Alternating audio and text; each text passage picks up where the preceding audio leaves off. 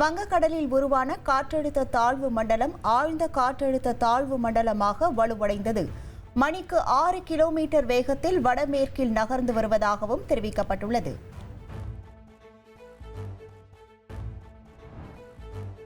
வங்கக்கடலில் நாளை உருவாகும் மோந்தா புயல் வரும் 28ஆம் தேதி ஆந்திராவின் மசூலிப்பட்டினம் கலிங்கப்பட்டினம் இடையே கரையை கடக்கிறது.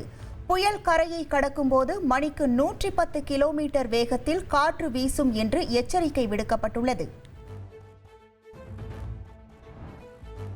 புதுச்சேரி யூனியன் பிரதேசத்தை சேர்ந்த ஆந்திராவில் உள்ள ஏனாம் பிராந்தியத்தில் நாளை முதல் 29ஆம் தேதி வரை 3 நாட்கள் பள்ளி கல்லூரிகளுக்கு விடுமுறை அளிக்கப்பட்டுள்ளது. ஆந்திர மாநிலம் மசூலிப்பட்டினத்தில் புயல் கரையை கடக்கும் என்பதால் விடுமுறை அறிவிக்கப்பட்டுள்ளது. அடையாறு ஆற்றின் முகத்துவாரத்தை அகலப்படுத்தும் பணியை முதலமைச்சர் மு.க.ஸ்டாலின் ஆய்வு செய்தார். பணிகள் குறித்து அதிகாரிகளிடம் முதலமைச்சர் கேட்டறிந்தார்.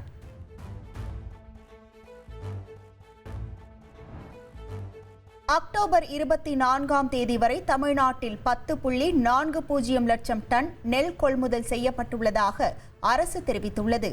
நடப்பு ஆண்டில் நெல் கொள்முதல் முன்கூட்டியே தொடங்கப்பட்டதாகவும் அரசு கூறியுள்ளது.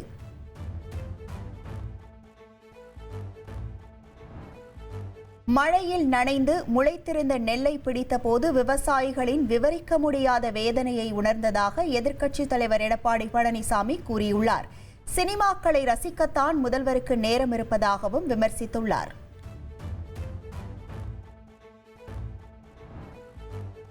திருவள்ளூர் மாவட்டம் செம்பேட்டில் உள்ள நெல் கொள்முதல் நிலையத்தில் நெல்லின் ஈரப்பதம் குறித்து மத்திய குழுவினர் ஆய்வு மேற்கொண்டனர். பரிசோதனைக்காக நெல் மணிகளையும் அதிகாரிகள் சேகரித்து சென்றனர். தமிழகத்தில் கடந்த 24 மணி நேரத்தில் அதிகபட்சமாக நெல்லை நாலுமுக்கில் 13 சென்டிமீட்டர் மழை பதிவாகியுள்ளது. நெல்லை ஊத்து பகுதியில் 12 சென்டிமீட்டர், காக்காட்சியில் 10 சென்டிமீட்டர் மழை பதிவானதாக வானிலை ஆய்வு மையம் கூறியுள்ளது. வேலூர் மாவட்டம் குடியாத்தம் அடுத்த லட்சுமணாபுரம் பகுதியில் மோர்தானா அணையிலிருந்து வெளியேற்றப்பட்ட உபரி நீர் குடியிருப்புகளை சூழ்ந்தது. கால்வாய்களை தூர்வார கோரி சாலை மறியலில் ஈடுபட்ட கிராம மக்கள் அதிகாரிகளின் பேச்சுவார்த்தைக்கு பின்னர் கலைந்து சென்றனர். 10 நாட்களுக்கு பிறகு குற்றாலம் மெயின் அருவியில் குளிக்க சுற்றுலா பயணிகளுக்கு அனுமதி அளிக்கப்பட்டுள்ளது. வெள்ளப்பெருக்கு குறைந்ததை அடுத்து வனத்துறை அனுமதி அளித்தது.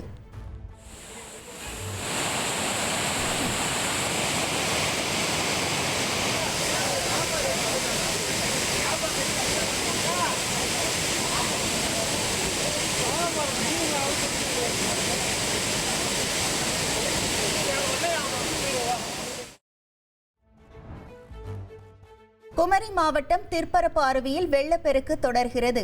3வது நாளாக சுற்றுலா பயணிகள் குளிக்க தடை விதிக்கப்பட்டுள்ளது.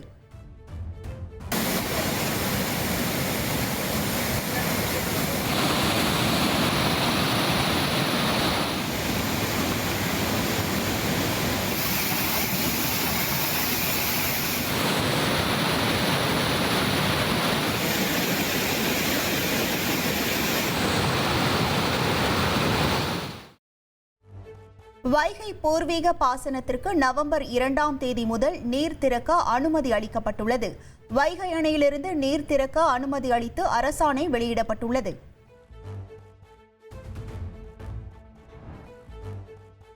ஆபரேஷன் சிந்தூர் ஒவ்வொரு இந்தியருக்கும் பெருமை என மனதின் குரல் நிகழ்ச்சியில் பிரதமர் மோடி பெருமிதம் தெரிவித்தார். சுதேசி பொருட்களின் விற்பனை மிகப்பெரிய அளவில் அதிகரித்து இருப்பதாகவும் அவர் கூறினார். தற்போதைய காலத்தில் சமஸ்கிருதம் புறக்கணிக்கப்படுவது துரதிர்ஷ்டம் என பிரதமர் மோடி கூறியுள்ளார். ஒரு காலத்தில் சமஸ்கிருதம் மக்களின் தொடர்பு மொழியாக இருந்தது என்றும் மனதின் குரல் நிகழ்ச்சியில் அவர் தெரிவித்தார். ஆசியான் உச்சி மாநாட்டில் பங்கேற்க மலேசியாவிற்கு சென்ற அமெரிக்க அதிபர் டிரம்பிற்கு பாரம்பரிய முறைப்படி வரவேற்பு கொடுக்கப்பட்டது. நடன கலைஞர்களை பார்த்து உற்சாகம் அடைந்த டிரம்ப் தானும் நடனமாடி மகிழ்ந்தார்.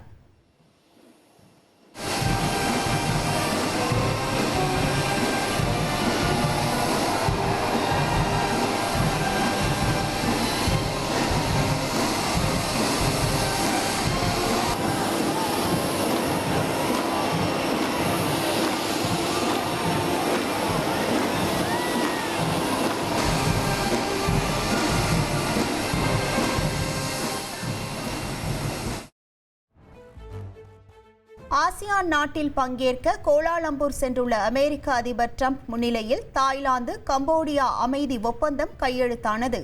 இதன் மூலம் இரு நாடுகளுக்கும் இடையிலான எல்லை மோதல் முடிவுக்கு வந்தது.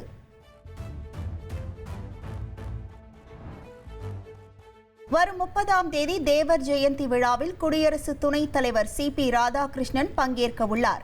அவருடன் மத்திய நிதியமைச்சர் நிர்மலா சீதாராமன், மத்திய இணையமைச்சர் எல் முருகன் உள்ளிட்டோரும் பங்கேற்கின்றனர். தமிழ்நாட்டில் SIR திருத்தம் அதிமுக பாஜகவின் தப்பு கணக்கு என முதலமைச்சர் மு.க. ஸ்டாலின் விமர்சித்துள்ளார். தேர்தலை நேரடியாக சந்திக்கும் வலிமை இல்லாதவர்கள் வாக்குரிமையை பறித்துவிட்டு வெற்றி பெறலாம் என கணக்கு போடுகின்றனர் என்றும் திமுக தொண்டர்களுக்கு முதலமைச்சர் கடிதம் எழுதியுள்ளார். கரூரில் விஜய் பிரச்சார கூட்ட நெரிசலில் 41 பேர் பலியான சம்பவம். உயிரிழந்தவர்கள் குடும்பங்களை நாளை மாமல்லபுரத்தில் விஜய் சந்திக்க உள்ள நிலையில் பாதிக்கப்பட்டவர்களை கரூரிலிருந்து சென்னை அழைத்து வரும் பணியை தவேகவினர் தொடங்கியுள்ளனர். இந்தியாவிலேயே முதல் முறையாக 1 முதல் 14 வயது வரையிலான சிறுமிகளுக்கு இலவச புற்றுநோய் தடுப்பூசி போடும் திட்டம் விரைவில் தமிழகத்தில் தொடங்கப்படும் என அமைச்சர் மா. சுப்பிரமணியன் கூறியுள்ளார். புற்றுநோய் தடுப்பூசிக்காக 38 கோடி ரூபாய் ஒதுக்கீடு செய்யப்பட்டுள்ளதாகவும் அவர் தெரிவித்தார். குமரி மாவட்டம் நாகர்கோவில் பார்வதிபுரத்தில் எம்ஜிஆர் சிலை சேதமடைந்துள்ளது. எம்ஜிஆர் சிலையின் இடது கை உடைந்து காணப்படும் நிலையில் போலீசார் விசாரணை மேற்கொண்டு வருகின்றனர்.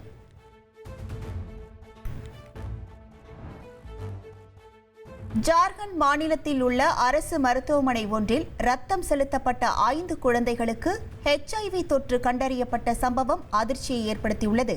சம்பவம் குறித்து 5 பேர் கொண்ட உயர்மட்ட மருத்துவக் குழு விசாரணை நடத்தி வருகிறது. திருவண்ணாமலை அண்ணாமலையார் மலையில் 15 டன் எடை கொண்ட ராட்சத பாறையை உடைத்து அகற்றும் பணி நடைபெற்று வருகிறது. மண் சரிவு ஏற்பட்ட இடத்தில் பருவமழை முன்னெச்சரிக்கை நடவடிக்கையாக ஆபத்தான நிலையில் உள்ள பாறை அகற்றப்படுகிறது. சென்னை நந்தனத்தில் தண்ணீர் வாளியில் 1.5 வயது குழந்தை தவறி விழுந்த சம்பவம். மருத்துவமனையில் சிகிச்சை பெற்று வந்த குழந்தை சிகிச்சை பலனின்றி பரிதாபமாக உயிரிழந்தது. ஈரோடு மாவட்டம் சித்தோட்டில் ஆந்திர தம்பதியரின் பெண் குழந்தை கடத்தப்பட்ட சம்பவம்.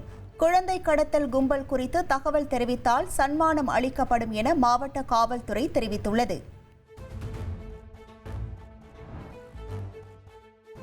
தஞ்சை மாவட்டம் பட்டுக்கோட்டை அருகே 8 புலிக்காடு பள்ளியில் மாணவிக்கு பாலியல் தொல்லை. மாணவியின் பெற்றோர் அளித்த புகாரின் அடிப்படையில் ஆசிரியரையும் புகாரை மறைத்த தலைமை ஆசிரியையும் போலீசார் கைது செய்தனர்.